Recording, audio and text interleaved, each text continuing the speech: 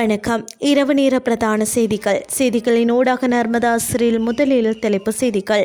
மீள் ஏற்றுமதிக்காக 200 மில்லியன் தேங்காய்களை இறக்குமதி செய்ய நடவடிக்கை. பல்கலைக்கழக ஆசிரியர்கள் சங்கம் முன்வைத்த பரிந்துரைகளை நிறைவேற்றுவதற்கு பல்கலைக்கழக பேரவை அங்கீகாரம். உள்ளூராட்சி மன்ற தேர்தல்கள் தொடர்பான சட்டமூலம் மீதான விவாதத்தை பிப்ரவரி 6 முன்னெடுக்க தீர்மானம். மகா கும்பமேளா வழிபாட்டு நிகழ்வில் சன நெரிசல் உயிரிழந்தவர்களின் எண்ணிக்கை 40 அதிகரிப்பு. இனி விரிவான செய்திகள். மீள் ஏற்றுமதி நோக்கங்களுக்காக மாத்திரம் 200 மில்லியன் தேங்காய்களை இறக்குமதி செய்வதற்கு அனுமதி வழங்கப்படும் என பெருந்தோட்ட மற்றும் சமூக உட்கட்டமைப்பு அமைச்சு தெரிவித்துள்ளது. அந்த அமைச்சு விடுத்துள்ள அறிக்கை ஒன்றில் இந்த விடயம் குறிப்பிடப்பட்டுள்ளது.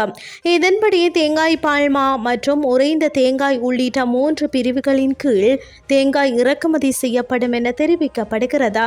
இதற்கான அமைச்சரவை அனுமதி பத்திரத்தை விரைவில் முன்வைப்பதற்கு எதிர்பார்க்கப்படுவதாக அந்த அறிக்கையில் குறிப்பிடப்பட்டுள்ளது.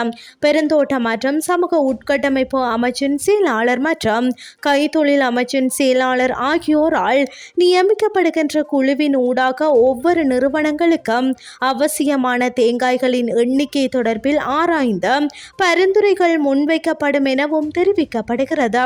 இதற்கமைய அமைச்சரவை அனுமதி கிடைக்க பெற்றதன் பின்னர் விரைவில் தேங்காய்களை இறக்குமதி செய்வதற்கு நடவடிக்கை எடுக்கப்படும் என பெருந்தோட்ட மற்றும் சமூக உட்கட்டமைப்பு அமைச்சு தெரிவித்துள்ளது. யாழ்ப்பாண பல்கலைக்கழக ஆசிரியர்கள் சங்கம் முன்னெடுத்திருந்த பணி புறக்கணிப்பு முடிவுக்கு கொண்டு வரப்பட்டுள்ளது. இன்று காலை இடம்பெற்ற விசேட பொதுக்கூட்டத்தில் இந்த தீர்மானம் மேற்கொள்ளப்பட்டதாக அந்த சங்கத்தின் தலைவர் பேராசிரியர் ஐங்கரன் தெரிவித்தார். 5 அம்ச கோரிக்கைகளை முன்வைத்து யாழ்ப்பாணம் பல்கலைக்கழக ஆசிரியர் சங்கம் நேற்று முன்தினம் முதல் வகுப்பு புறக்கணிப்பை ஆரம்பித்திருந்தது.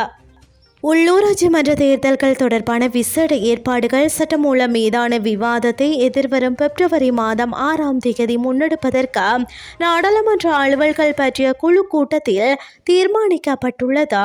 இந்த சட்டமூலம் தொடர்பான உயர் நீதிமன்றத்தின் தீர்ப்பு எதிர்வரும் 5 முன்னர் சபாநாயகருக்கு கிடைக்குமாயின் அது தொடர்பில் விவாதிக்கும் வகையில் இந்த முடிவு எடுத்துள்ளதாக நாடாளுமன்ற தொடர்புத்துறை தெரிவித்துள்ளது.